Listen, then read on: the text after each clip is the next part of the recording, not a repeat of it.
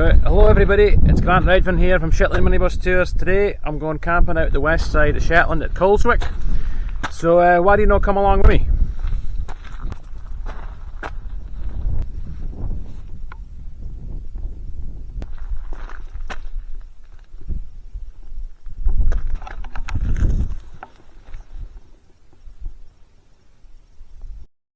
Okay guys, you're probably wondering, why is he going camping at the end of September in Shetland?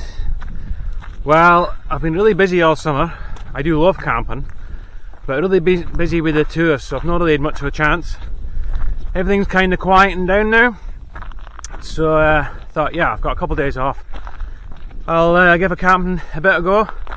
I've been wanting to walk out to Coleswick in the west side of Shetland for a while now. I've not been out here for ages. And I've been wanting to walk out here and explore the Broch, the ancient Broch. I'll explain a lot more about that when we get out there, and we can walk around the Broch. But yeah, that's why I'm heading out here today. And yeah, can't wait to get away from things, get the tent set up. I've realised I cannot carry everything and film at the same time, so I'm going to have to carry my backpack and the tent out first, set up the tent, and then I'm going to have to walk all the way back to the van to get the rest of the stuff. But it's only about 1.5 kilometres, so it shouldn't take me too long.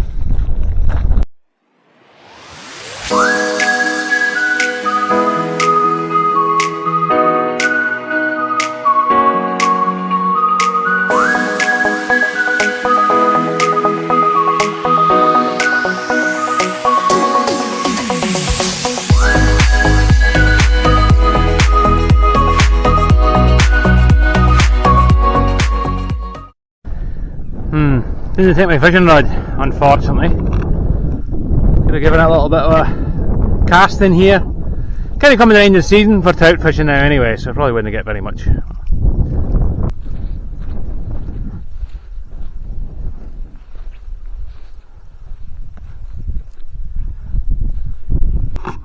So unfortunately, I've already stepped in sheep poop, so that's all I can smell at the moment. But the sun's out. It's actually pretty warm. I'm actually sweating now, carrying all this stuff, but not too far away now. Almost there.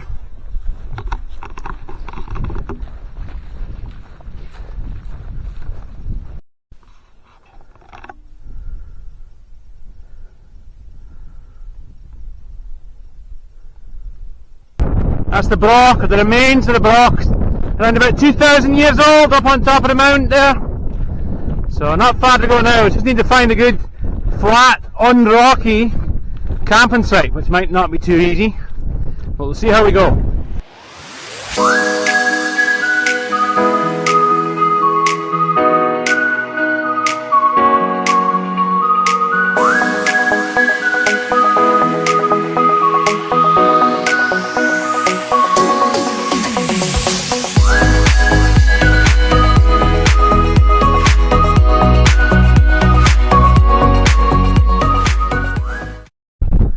So guys, we made it to the Broch. The Broch is up here. As you can see, it's pretty hilly and quite rocky.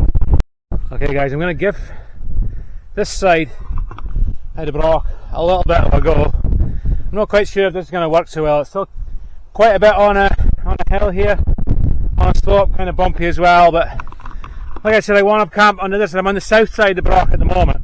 I want to step on or camp on the north side. And the wind's coming right off the northwest. It's really windy on that side, so that'll be flatter ground, but yeah, just gonna give this a go, see what it's like.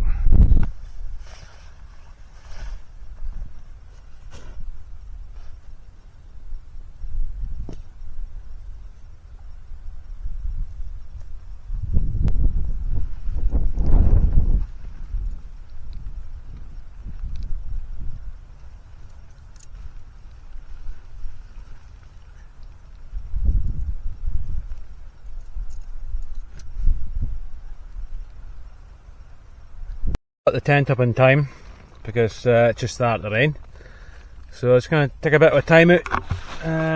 Probably unpack all my stuff until the shower goes up. It's only meant to be little pity showers today, so they should pass by pretty quickly. Right, unpacking. I think this is my new lamps. You can see me alright there. It's going to fall. Lamps. Starting to get darker. Nights are starting to come in now.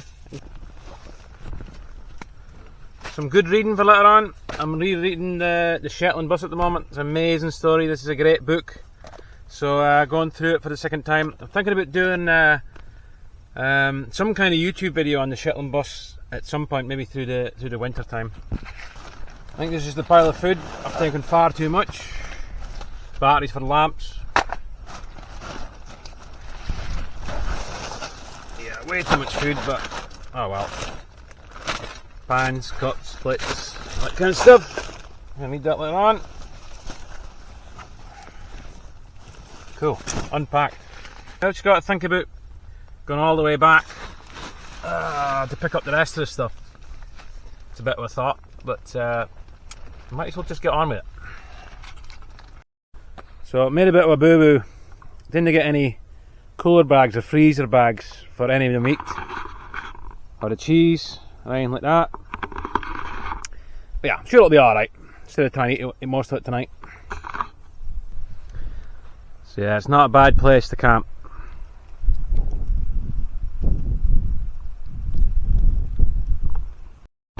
So probably not really make much difference, but I'm going to put all the meat, cheese, going to seal it in a plastic bag here to submerge it in the lake. Like I said, it's probably not going to make much difference, but that might keep it a little bit cooler. That's my fridge for the night. So it just started off. You can see another rain shower coming in. Typical, it's beautiful weather there. For a few minutes, I thought, right, I'll give it a go walking back. But it's so much easier with an empty bag. Ah, there's my hat. I was wondering where it gone. This hat actually belonged to one of my pals, Magnus's, or it's Magnus's. So Magnus, yeah, just looking for the hat. Sorry, buddy. Get it back to you another time. But yeah, I'm getting good use to it anyway. So in Shetland, guys, we've got so many of these old croft houses. It's old dwellings, a few hundred years old. And yeah, signs of a bygone age in Shetland. So yeah, if you're in Shetland, you're driving around or on a tour, whatever, you see this house all over the place. Yeah, it's just stone shells left.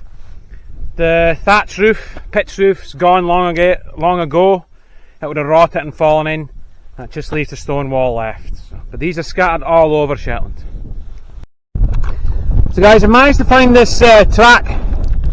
So getting off of the Peat Moorland, which is a massive blessing, because all Shetlanders know if you're walking on Peat Moorland on top of the moss and the heather on top of the peat, it can be pretty tiring. It kind of bogs you down. So guys, if you're coming to Shetland and going out for hikes and walks, try and find a path or a sheep's gate.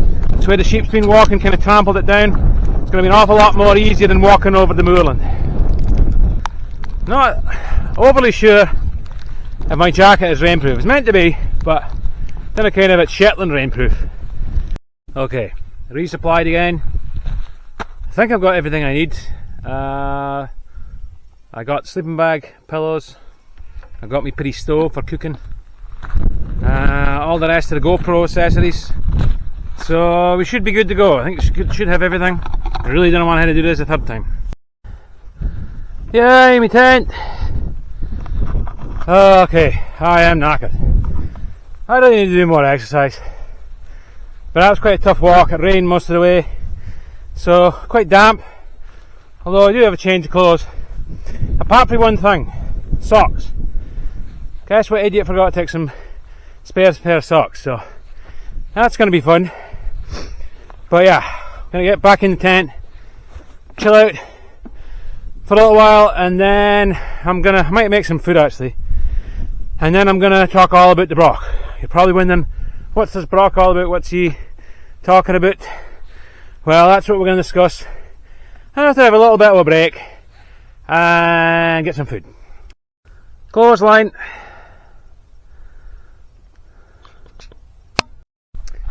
Okay, the fridge has got holes in it. It's filled with water.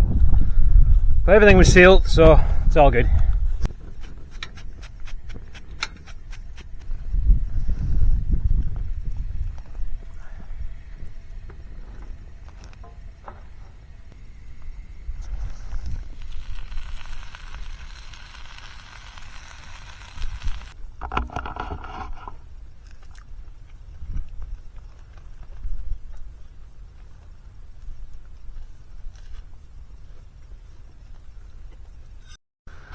Okay, had me cheese toasty, just contemplating having to put that cold wet socks back on, but it's a beautiful sunset coming down and we got to go explore this Broch, so I'm just going to go for it.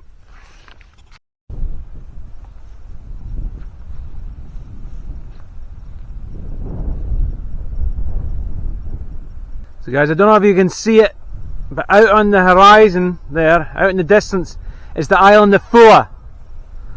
So it's the most isolated inhabited island in the British Isles, out there in the Atlantic, and there's only about 30-35 people that live on Foa now.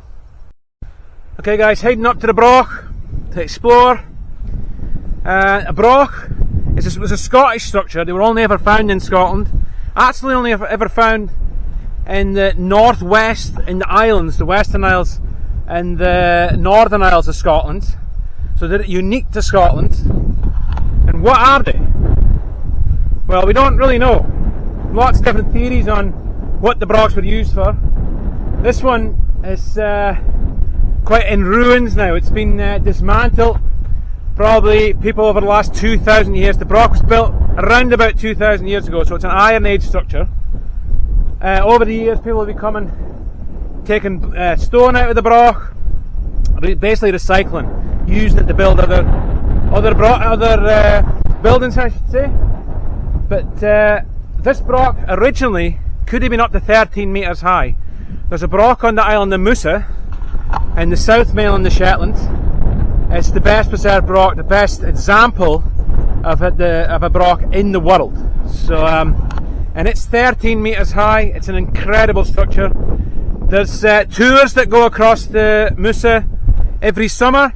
It's the Musa boat. I'll put a link in the description below if anybody's coming up on holiday and want to go across the Musa to explore the Broch. You'll find all the information in the link below. But let's go in for a little look. We're coming into the centre of the Broch. A little bit of shelter in here out of that pesky wind.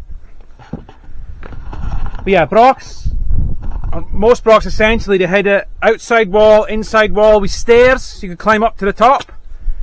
A commanding structure, like we said before, it could be up to 13 metres high. And lots of debates on what they were used for. So was it offensive, was it defensive? But if we look around here now, if you look where this Broch has been built,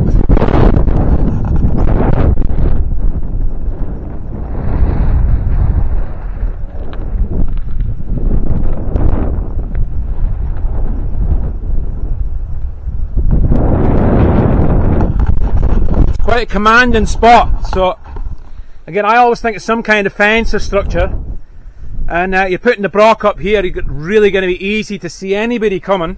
You've got the sea behind you, you can see for quite a distance in front of you, so you're going to be able to see anybody approaching, and you're going to be able to defend yourself quite well. But yeah, lots of the theories on the Brochs. Could have been somewhere for the lord or chief to live, a prestige thing. Could have been a cultural centre where you get together and decide on things. Could have been somewhere to go if it was bad weather. You could take everybody in and be safe. Are there any kind of danger? Take everybody in and be safe. Also, most Brochs could see other Brochs. So if you light some kind of signal here or mate some kind of signal, it's going to go all the way along the coast. Everybody's going to know there's something happening. I always say on the tours, if you think about Lord of the Rings, when they light all the fires on top of the mountains to ask for help. Could have been something like that. Probably not, but we'll go with that anyway. But yeah, generally we don't really know why they were building them. But there were over 100 brochs built on Shetland alone, and all the way through the Orkney Islands, Western Isles and the northwest of Scotland. So it must have meant quite a lot to the people at that time. And this is 2,000 years ago. This is 700 or 800 years before the Vikings even turned up in Shetland, which is quite incredible. So guys, now I'm going to walk down along this coast, because along here it just looks absolutely amazing. And yeah, we're going to go over a little bit of a coastal walk before I head back and finish off my tea. So guys, just a little bit on mind I was saying about how there's probably a lot of stone being taken out of the Broch. Well, there has been a lot of stone taken out of the Broch. It's been kind of dismantled and recycled, like I was saying. Now, I'm not 100% sure, but I'm pretty sure that this, which looks like an old croft house, probably dating back a few hundred years, a lot of that stone has probably come out of the Broch. Again, not 100% sure, but probably 90 to 95% sure all this stone has come out of the Broch, and they've used it to build a new house.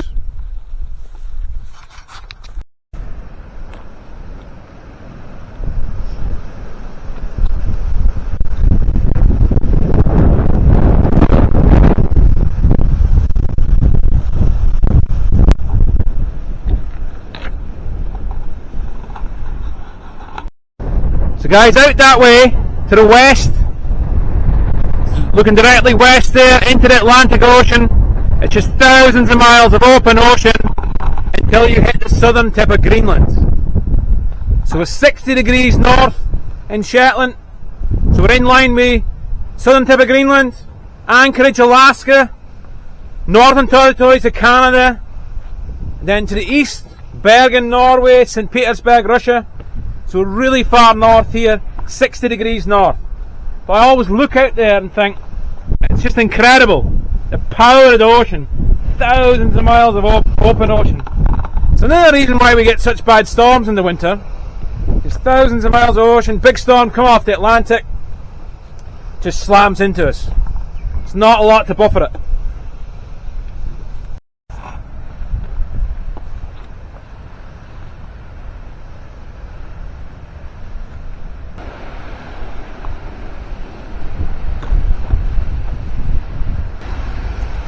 Try and get over here without falling over.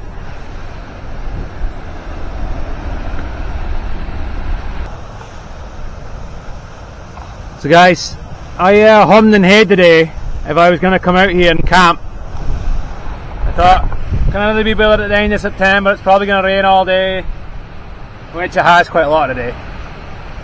And I thought, yeah, can I do 2 trips walking all the way out here? Well, thank goodness I did, because this is incredible.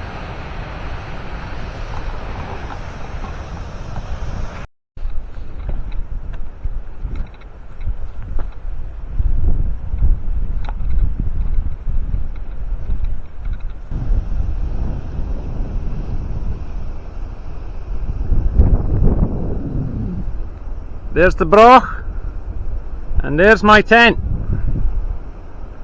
Home for tonight.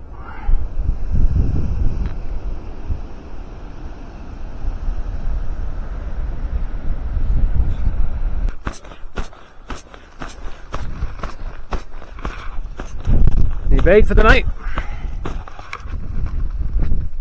Gonna get on some, got some steaks here. Get some steak and eggs together. I think got some onions to fry up. Forgot tomato sauce though. Milk and tomato sauce. Oh well, next time I'll forget it. On a slight slope here. Yeah, get some steaks in here.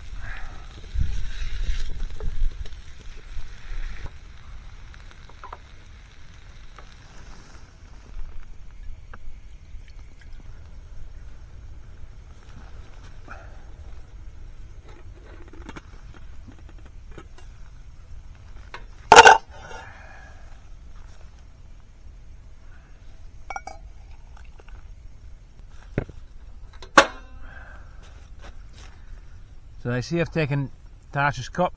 Sorry, Tash. There's an official shelter, Stuffed. the ARP shelter. Let's go there. Be allowed to use the tubes for shelters. Yeah, good night, everybody. Okay, it's morning. I've actually slept no too bad. I mean, I wasn't really expecting to get much sleep, but I actually managed to get a few hours sleep, which I was actually kind of delighted with. Been up since about 4 in the morning now. It's about 7 now, so the sun's just starting to come up. I'm absolutely starving, so I'm going to get some breakfast on. I've managed to make myself a cup of tea. So guys, it's absolute beautiful morning, not a breath of wind. So the sun's just starting to come up over the hill there. Yeah, absolutely flat calm. Doesn't look that good, but it smells good. That'll do. Got my buns ready as well. Okay, time to get everything cleared up. Had to put on that really wet socks again. I got them kind of dried, but putting them back into this wet boot's not going to make much odds anyway, but just did a go for it.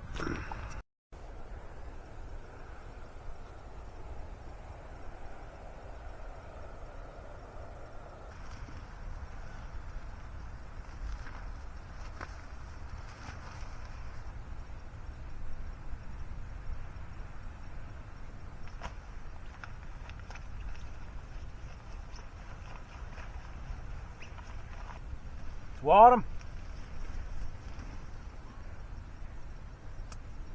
It's my favourite bag. It's been all around the world with me.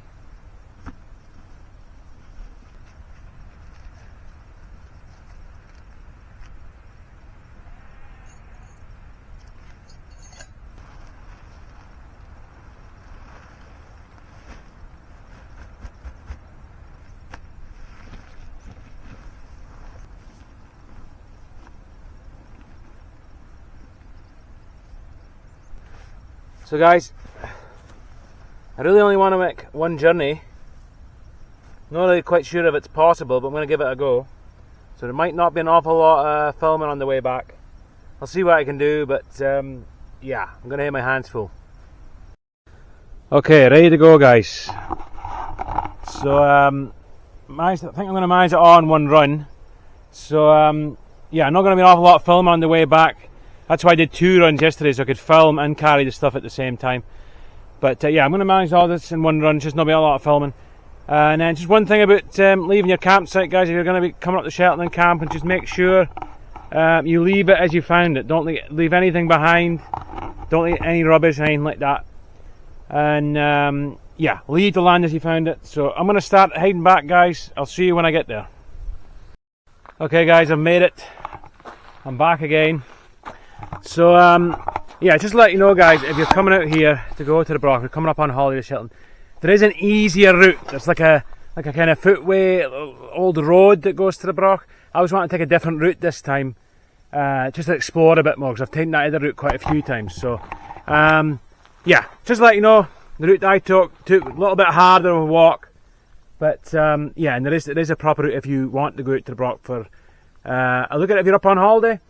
But guys, that's the end of the video. I'm going to head home now, unpack all this stuff, definitely have a shower and brush my teeth because I forgot to take my toothbrush, and I might go for a couple hours nap because that's been pretty exhausting walking back the way. So yeah guys, I hope you enjoyed the video. If you want me to do any other kind of videos or any suggestions, let me know. But if you enjoyed it, hit subscribe, and hopefully see you for the next one. Thanks very much for watching guys, all the best.